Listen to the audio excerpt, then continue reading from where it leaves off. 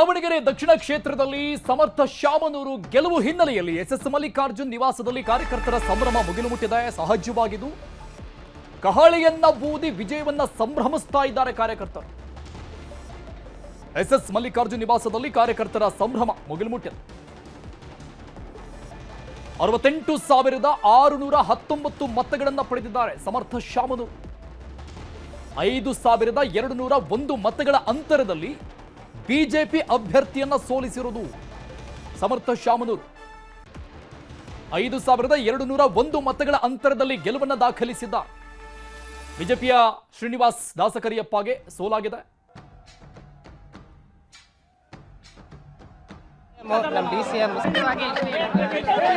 ಕಾಂಗ್ರೆಸ್ ಕಾರ್ಯಕರ್ತರು, ನಮ್ಮ ಮತದಾರರು, ರಾಜ್ಯದಲ್ಲಿ ದೇಶದಲ್ಲಿ ಎಲ್ಲ ಲೀಡರ್ಗಳು ಎಲ್ಲ ಬೆಂಬಲ ಆಶೀರ್ವಾದ ಕೊಡ್ತಾರೆ. ಎಲ್ಲ ಸೋಲುಗಿಂತ ಇದು ಒಂದು ಜವಾಬ್ದಾರಿ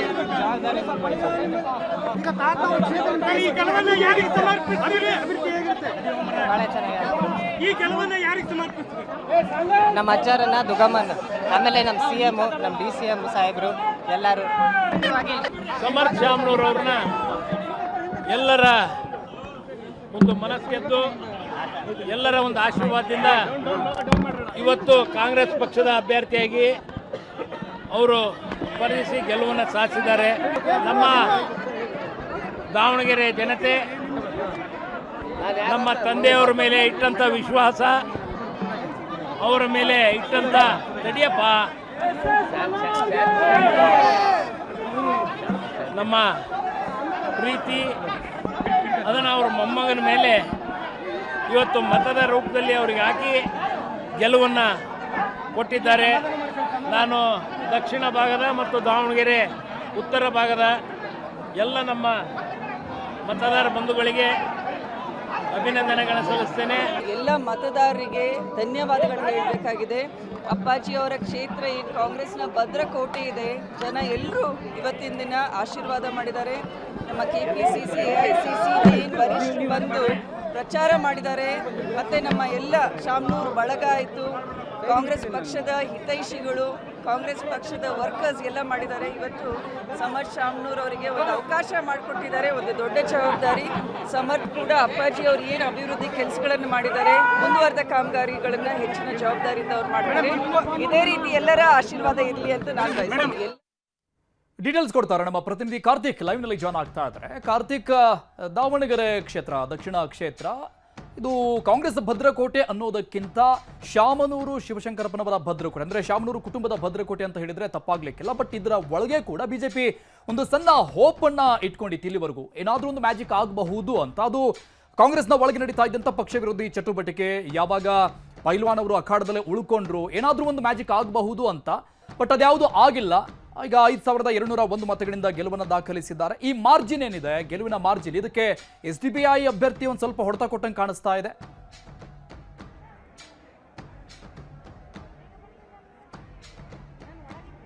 ಅರುಣ್, ನಿಶ್ಚಿತವಾಗಿ ಈ ಒಂದು ಚುನಾವಣೆ ಎದುರಾದಂತಹ ಸಂದರ್ಭದಲ್ಲಿ ಸಾಕಷ್ಟು ಗೊಂದಲಗಳು ಕಾಂಗ್ರೆಸ್ನಲ್ಲಿಯೇ ಏರ್ಪಟ್ಟಿತ್ತು. ಬಹಳ ಪ್ರಮುಖವಾಗಿ ಮುಸ್ಲಿಂ ಸಮುದಾಯ ನೇರವಾಗಿ ಹೇಳ್ತಾ ಇತ್ತು, ನಾವು ಈ ಬಾರಿ ಕಾಂಗ್ರೆಸ್ ಪಕ್ಷಕ್ಕೆ ಓಟನ್ನು ಹಾಕೋದಿಲ್ಲ ಅನ್ನುವಂಥದ್ದನ್ನ. ಜೊತೆಗೆ ಅವರು ಅಲ್ಲಿರ್ತಕ್ಕಂಥ ಕೆಲ ಮುಸ್ಲಿಂ ನಾಯಕರು SDPI ನ ಅಭ್ಯರ್ಥಿಗೂ ಕೂಡ ಬೆಂಬಲವನ್ನು ವ್ಯಕ್ತಪಡಿಸಿದ್ರು.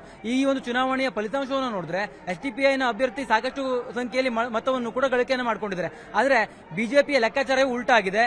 ಬಿಜೆಪಿ ST ಸಮುದಾಯದ ಅಭ್ಯರ್ಥಿಯನ್ನು ನಿಲ್ಲಿಸಿರ್ತಕ್ಕಂಥ ಕಾರಣಕ್ಕಾಗಿ ಒಂದಿಷ್ಟು ನಿರೀಕ್ಷೆಯನ್ನು ಮಾಡಿಕೊಂಡಿತ್ತು. ಅಂದ್ರೆ ಸಾಂಪ್ರದಾಯಿಕ ಮತ ಜೊತೆಗೆ ST ಸಮುದಾಯದ ಮತಗಳು ಹಾಗೆ ಕಾಂಗ್ರೆಸ್ನಿಂದ ಸ್ಥಾನಪಲಟ ಆಗುವಂತ ಮತಗಳು ಬಿಜೆಪಿಗೆ ಬಂದ್ರೆ ನಾವು ಈ ಬಾರಿ ಗೆಲ್ಲಬಹುದು ಅನ್ನುವಂತ ಒಂದು ನಿರೀಕ್ಷೆಯಲ್ಲಿ ಅವರಿದ್ರು.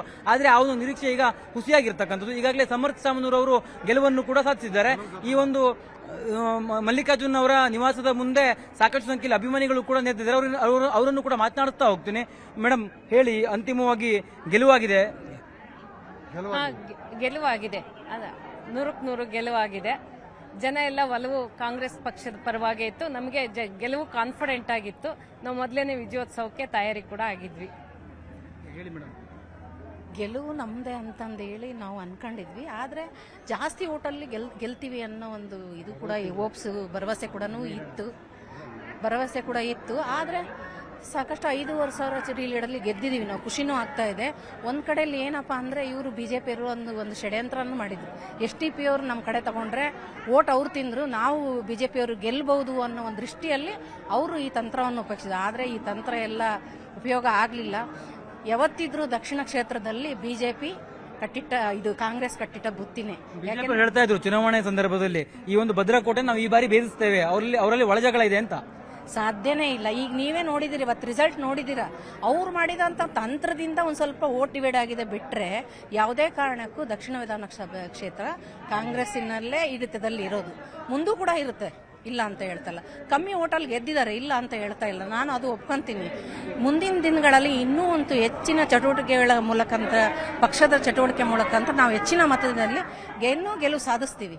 ಈಗ ನಮ್ಮ ಮಗನೇ ಗೆದ್ದಷ್ಟು ಖುಷಿ ನಮಗೆ ತುಂಬ ಇದೆ. ಯಾಕಂದರೆ ನಾವು ಅಷ್ಟು ಕಷ್ಟಪಟ್ಟಿದ್ದೀವಿ, ಅಷ್ಟು ಇದು ಮಾಡಿದ್ದೀವಿ, ಜನನೂ ಸ್ಪಂದಿಸಿದ್ದಾರೆ. ಯಾಕೆಂದರೆ ನಾವು 5 ಗ್ಯಾರಂಟಿಗಳನ್ನು ಕೊಟ್ಟಿದ್ವಿ.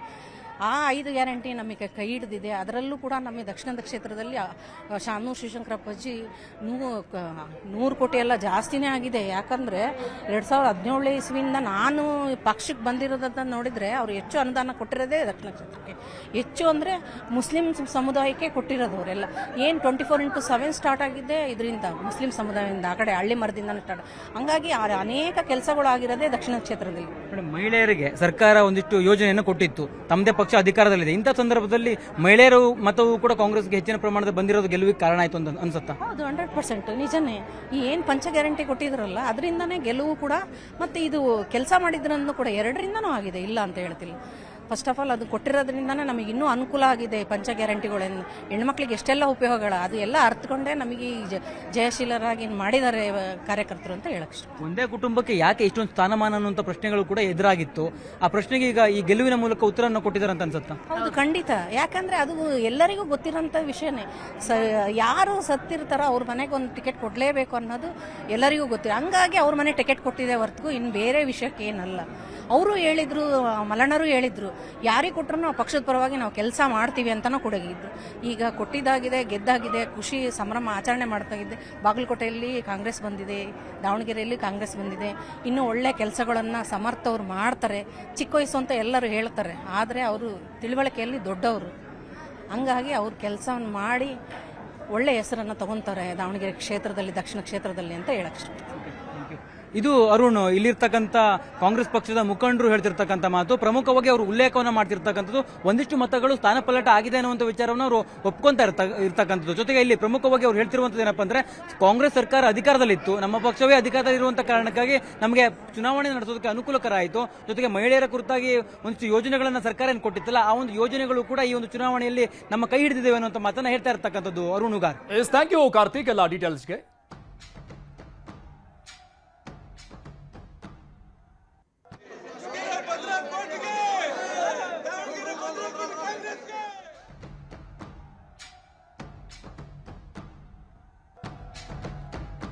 ದೃಶ್ಯದಲ್ಲಿ ನೋಡ್ತಾ ಇದ್ದೀವಿ SS ಮಲ್ಲಿಕಾರ್ಜುನ್ ಅವರ ನಿವಾಸದ ಮುಂದೆ ಕಾರ್ಯಕರ್ತರ ಜಯಘೋಷಗಳು ಹೇಗೆ ನಡೀತಾ ಇದೆ ಅಂತ. ಪಂಚರಾಜ್ಯ ಚುನಾವಣೆಯಲ್ಲಿ ಬಿಜೆಪಿ ಭರ್ಜರಿ ಜಯವನ್ನು ದಾಖಲಿಸಿರುವುದು. ಕಲಬುರಗಿ ಹಾಗೂ ಚಿಕ್ಕಮಗಳೂರಲ್ಲಿ ಸಂಭ್ರಮಾಚರಣೆ ಮಾಡಲಾಗಿದೆ. ಸಿಹಿ ಹಂಚಿ ಪಟಾಕಿ ಸಿಡಿಸಿ ಕಾರ್ಯಕರ್ತರು ಈ ಸಂಭ್ರಮವನ್ನ ಆಚರಿಸ್ತಾ ಇದ್ದ. ಪಂಚರಾಜ್ಯದಲ್ಲಿ ಚುನಾವಣೆಯಲ್ಲಿ ಬಿಜೆಪಿ ಭರ್ಜರಿ ಜಯ ದಾಖಲಿಸಿರುವುದು. ಕಲಬುರಗಿ ಹಾಗೂ ಚಿಕ್ಕಮಗಳೂರಲ್ಲಿ ಸಂಭ್ರಮಾಚರಣೆ ಮಾಡ್ತಾ ಇದ್ದಾರೆ. ಈ ಫಲಿತಾಂಶದ ಬಗ್ಗೆ BSY ಮಾತನಾಡಿದ್ರು. ಪ್ರಧಾನಿ ಮೋದಿ ನಾಯಕತ್ವ, ಮಾರ್ಗದರ್ಶನ ಅದಕ್ಕೆ ಜಯ ಆಗಿದೆ ಅಂತ ಹೇಳಿದ್ದಾರೆ. BSY ಅವರ ಹೇಳಿಕೆ, ಉಚಿತ ಘೋಷಣೆಗಳಿಂದ ಮರಳು ಮಾಡಲು ಸಾಧ್ಯ ಇಲ್ಲ, ಇದನ್ನ ಫಲಿತಾಂಶದ ಮೂಲಕ ಜನ ಸಾಬೀತು ಮಾಡಿದ್ದಾರೆ ಅಂತ BSY ಹೇಳಿದರು.